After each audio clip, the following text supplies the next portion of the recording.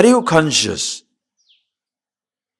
Are you the consciousness behind every action, every speech?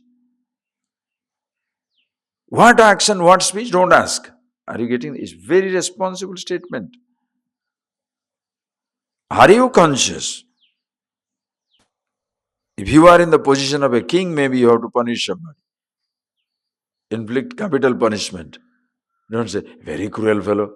He is the king. Is the mother slapping a child? The mother also patting a child. The mother patting a child, the mother also slapping a child. Don't interpret, pats na, loves, slaps na, hates. No. The slap also is because of the love, not because of the hatred. If she doesn't care, she won't try to change you.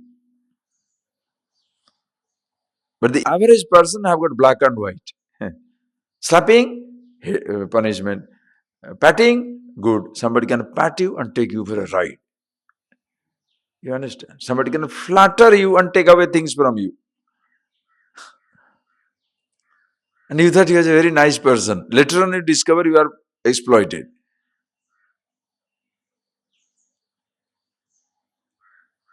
Understanding that. Make your mind so sharp.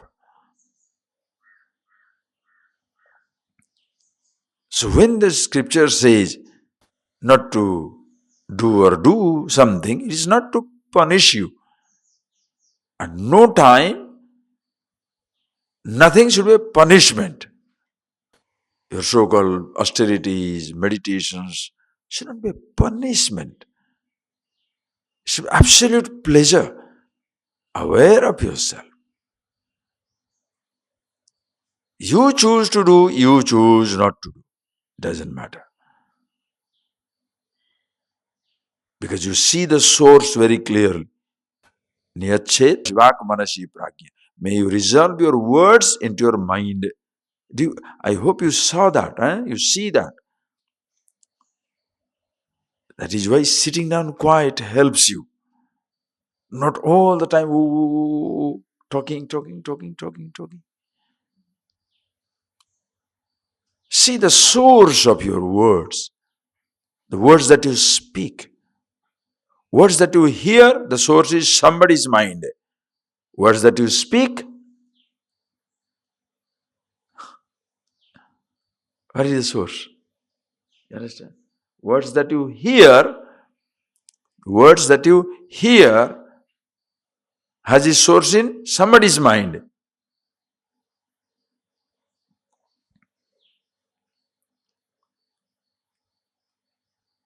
Go back now. Words that you hear has its source in somebody's mind. That thought that is talking, what is its source?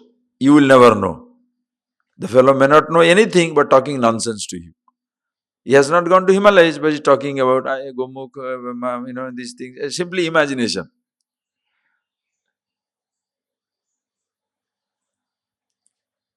That is where when an elderly person speaks or a teacher speaks, you think this fellow must be talking right. The person can pass on. This is where a credulous, believing person can be destroyed. Because the source of the person's thought is his own imagination. He has not seen. How do you know his source? Are you getting that point, please? What he speaks you can hear. But what is the source of his thought? Is it imagination? Or some type of a vague information he has picked up from somewhere? How do you know? You never know. So that is why don't ever take somebody's statement as final. Use your brain. Use your intelligence. Especially, please understand, especially in this knowledge, self-knowledge. What is the source of this knowledge? What is the source? Listen, understand. The knowledge, if you say, speech is the knowledge. Thought also knowledge. When you say for somebody speaks, you say he's knowledgeable.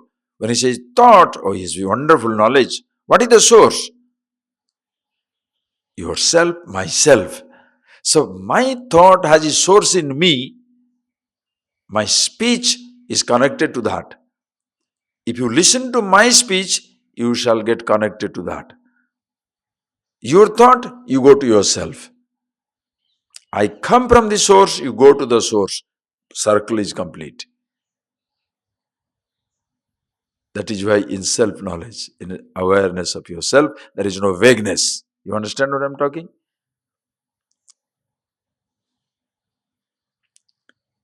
Pujas, ritual, chanting, dancing, practices. What is the source? Can it be a universal source thing? Can a fire ritual be universal source? Can a particular exercise be universal? Can a particular practice be universal? Cannot be. But I thought, source of it, universal. Universal first name. That is a Vedanta. Upanishad alone can be universal, not even Vedas, because choice is yours to do or not to do. Practices are dependent on individual. That is why there is a difference between karma and jnana. It goes on describing. You remember those logic, eh? Karma means Purushatantra. Action is dependent on man. Understand? Karma, Purushatantra. Jnana, Vastutantra. Karma is dependent on person. You want to go somewhere? Yes. How shall I go? You decide. I am going from a place to another place. Are you getting that? I am going from one place to another place. There is a distance. When there is a distance, how should we go? You decide. One fellow said, I want walking. Other fellow, no, I want to crawl. Oh. I said, I want to roll. Okay. Another fellow, no, I want to take helicopter. Go ahead. No, I want to take a long route. This is a small route, but I want to take a long route. You decide to go from a place to place where you are not. How many ways are there? 1,000 ways. To go from a place to where you are already existing, what is the distance? Nothing. If you still feel you are far away, ignorance. Ignorance can go by knowledge. And knowledge, jnana, vastutantra. When it is knowledge, it must be known as it is. You can't say, I may know it, I need not know it, or I can know it as I like. No. If you want to see this flower, you have to know it as a flower. You can't say, I can know it as a tiger, I need not know it as a monkey, or no. Jnana means knowledge depends on the vastu, object. It must be seen exactly as it is, not what you feel like. In our country, pumpkin is like fish. What nonsense. Can you say that? Pumpkin, not pumpkin. Fish is fish. Rice is rice. Jnana. Vastu Tantra depends on the Vastu. Same thing. Yourself depends on you. I mean, yourself, yes, all the time yourself.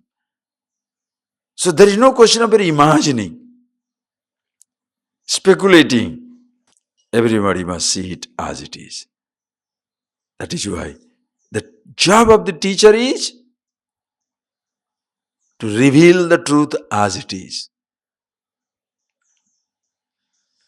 That is why he says, Varan prapya nibodhata. Varan prapya, prakrustan, purushan, acharyan prapya, going to a teacher, nibodhata. May you know this.